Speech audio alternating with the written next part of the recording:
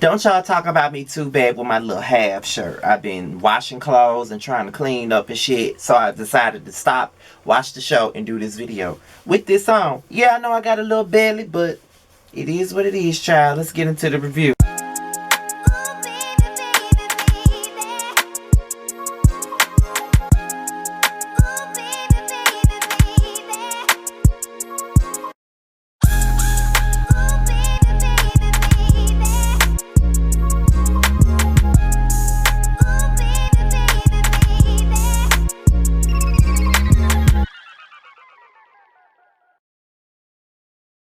What's going on, y'all? This be your boy Scotty by Nature TV. We're here for another episode of Chasing Atlanta Season 4, Episode 9. So let's get right on into this review. Now, it's basically Q versus Oliver once again, okay? And Q is very upset with Oliver. He feels like Oliver is talking around the situation and not really taking accountability for the part that he played in which Q is pissed off with him about. Now, honestly, Oliver, I'm not gonna lie to you. If I was Q, I probably would have been upset with you as well. I feel like anytime a person feels like they can come to you as their friend and talk about said friend to you, that's a fucking problem for me, because I would never let anybody feel comfortable enough to talk about any of my friends. And I'm gonna bring up these three guys mainly because they are my closest YouTube friends, okay? Number 1 is Jamar, number 2 is Terrence, and number 3 is Josiah. If any niggas came up to me talking about and one of them, I'm gonna set them straight and check them right on point. Ain't nobody finna talk about them three in my presence. It's never gonna happen. So at the end of the day, for Q, he feel like, why is it that there are people out there that feel like it's okay to come at me, well, to talk about me to you? I understand him completely when it comes down to that. Like, real fucking talk, I honestly do understand it. Because at the end of the day, like, if a bitch feel like they can talk about you to me, talk about me to you, that's an issue. However, Q started getting very heated and he had to be taken out. But he calmed down and they had the conversation. There was apologies. They even got on top of each other and dry hump just a tad bit. At least that's what the fuck I wanted to see. So Troy has a show that he's hosting, and Cameron and Dominique comes to support him. And that's the type of things that you want to see. You want to see your friend do good, go and support what they got going on. You know what I mean? It's always good to have that. While they're there though, they discuss Oliver and Lauren, okay? Now, Cameron has an issue with Lauren and Oliver because he feels like they're not supportive. They're not really friends. All they ever do is say that they're friends, but they don't support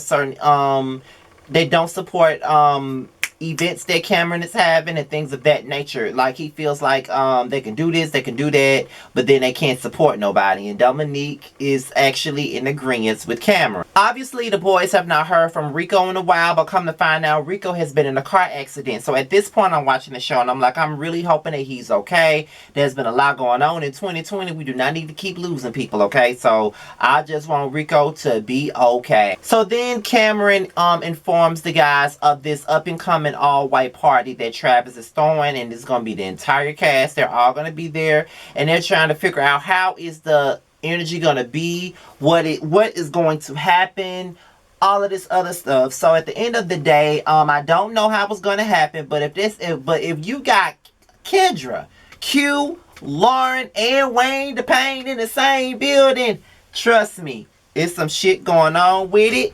And it ain't gonna be cute, I can tell you that much. Lauren shoots her music video for her song Funny, okay? Now, even though Lauren ain't the best singer at all, well, she ain't no type of singer at all, honey, but she worked with what she got.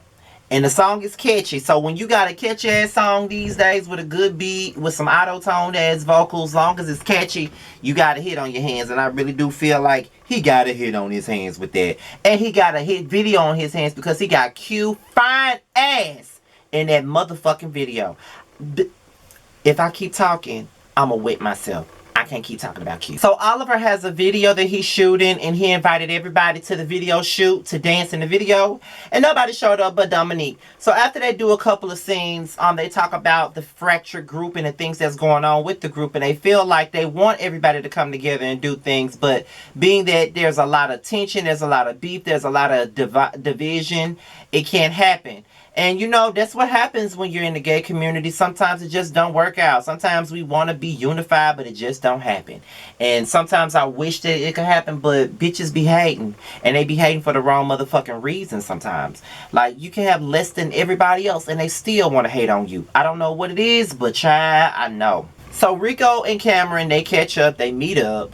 This is probably one of the first times Rico and Cameron really just had a one-on-one together. Rico informs Cameron that he'd been in a wreck. He got out of a relationship. He just had a lot of stuff going on. And sometimes when you have too much piling up on you at one time, bitch, you got to take some time to isolate yourself and get it together, honey. That's what you got to do. Not only that, Cameron also informs him that there's some cancerous things going on with his colon once again. So there may be another situation where he may have colon cancer once again. He really don't know, but you know, he feels like the only person that's really been there for him throughout this whole situation is Q. He feels like Lauren hasn't been there for him, like he feels like Lauren has called him or whatever, but it ain't really no real support because she hasn't shown up to any of his events. But I just feel like this, it doesn't, like, the event shit don't matter. If she's called you to check on you, if you sick, that's support. I don't know why you keep putting so much into these events that's not really events, but okay. Now, I normally don't see it for Wayne DePayne in this manner, but when he was sitting in that chair after shooting that video with that damn jacket on, with no shirt on, and I look and see that little body of his, I was like, okay, Wayne, okay, what's your name? My name's Scotty. What's your name? To Wayne. Oh, hey, how you doing? I feel kind of silly doing this, but this is the waiter from the coffee house on 39th and Lenox. You know, the one with the braids? Yeah. I cracked myself the fuck up, I swear to. However, they talk about the court date, and Kendra is very nervous about it. She knows that the situation ain't over yet, but hell, it's time to see what her fate is gonna be. So, apparently there was supposed to be a meeting between Kendra, Wayne, and Troy, but Cameron came up instead. And, you know, Kendra was ready to see Troy, but Troy wasn't there. And she was like, okay, well, I see Cameron is here. Cameron was like, well, Troy could not be here because he had to work. But this is what he had to say to you. And it was a whole video of Troy letting Kendra know how he felt. And, you know, Troy ain't seen it for Wayne DePayne. It is what it is. But Kendra was like, but you threw a bottle at me.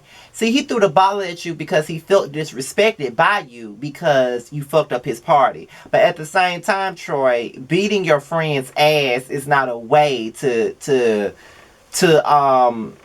show how disrespected you felt by the situation. That's not the right way to handle this shit at all, okay? That's really not the right way. So I kind of understand where Kendra is coming from, but then I feel like it could have been solved with just one simple conversation, one simple phone call. That's how I see it. And I think that y'all missed a big opportunity, and he's blaming Wayne DePayne for it, which a lot of people feel like Wayne DePayne is partially the issue for Kendra in regards to her getting along with everybody else. That's what everybody thinks. Then Cameron starts bringing up some shit about Lauren, and that pisses Kendra the fuck off even more. And it's like, child, like, y'all need to get it together. But overall, y'all, this episode was alright. Like, it was kind of like filler to me. But it was cool. It probably wasn't one of my favorite episodes, but it was alright if you ask me. But with that being said, you guys, this be your boy Scotty. Be sure to follow me on my social media. It will be at the bottom.